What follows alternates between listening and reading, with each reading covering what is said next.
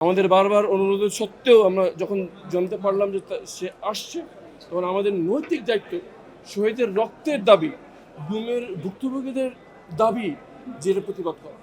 আমরা যতটুকু সভ্যভাবে, যতটুকু শান্তভাবে আমরা এর প্রতিবাদ করেছি। যে বর্তমানে যে রাষ্ট্রপতির আসলে আছেন, ওনারা যদি ন্যূনতম সেলফ রেসপেক্ট থাকে, ওনার উচিত অবিলম্বে আজকেই পদত্যাগ করা। এবং আমি সরকারের দলকে আহ্বান জানাবো, আপনাদের অনেক ত্যাগী নেতাকর্মী আছেন, অবিলম্বে তাকে পরিবর্তন করুন। না হলে আমরা প্রতিবাদ করতেই থাকবো। আমরা তার অভিশংসনের দাবি আনতে পারি।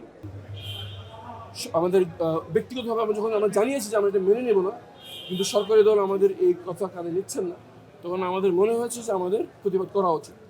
এখন প্রতিবাদ কীভাবে হতে পারে এই নিয়ে আমরা বিভিন্ন আলোচনা করেছি। তার মধ্যে এটা এসছে যে বিভিন্ন দেশে বিভিন্ন সংসদীয় রীতিনীতি আমরা গবেষণা করেছি। সেখানে দেখি যে বেশ কিছু দেশে পার্লামেন্টে প্ল্যাকার্ড হাতে প্রতিবাদের নজির রয়েছে। সেই নজির অনুযায়ী আমরা এই প্ল্যাকার্ড হাতে নিয়ে এসেছি এবং প্রতিবাদ করেছি। কিন্তু আমরা সবসময় বরাবরই রাষ্ট্রপতির বিরুদ্ধে কথা বলেছি। না, ওই সময় তো রাষ্ট্রপতির সাথেই তো আলোচনা হয়েছে। আমরা তখন শুধুমাত্র অন্তর্বর্তী সরকার আসার জন্য যতটুকু প্রয়োজন ততটুকুর জন্য আমরা তার সাথে নয়, বরঞ্চ ট্রানজিশন বা এই অন্তর্বর্তী সরকারের স্থাপনার জন্য যতটুকু প্রয়োজন ততটুকু করেছি।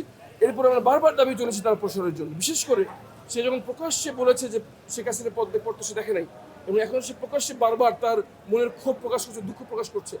এই জুলাইয়ের রক্তে রঙ্গিত এই হাতকে আমরা বিশ্বাস করতে পারি না। জুলাইয়ের সাথে গাদ্দারি, তার অবিলম্বিত অভিশংসন করতে হবে। আর তার আত্মমর্যাদা বোধ থাকলে তাকে আজকেই পদত্যাগ করা উচিত। তার মধ্যে যদি এক বিন্দু পরিমাণ আত্মমর্যাদা বোধ থাকে, উনি নিজেই পদত্যাগ করবেন। ধন্যবাদ।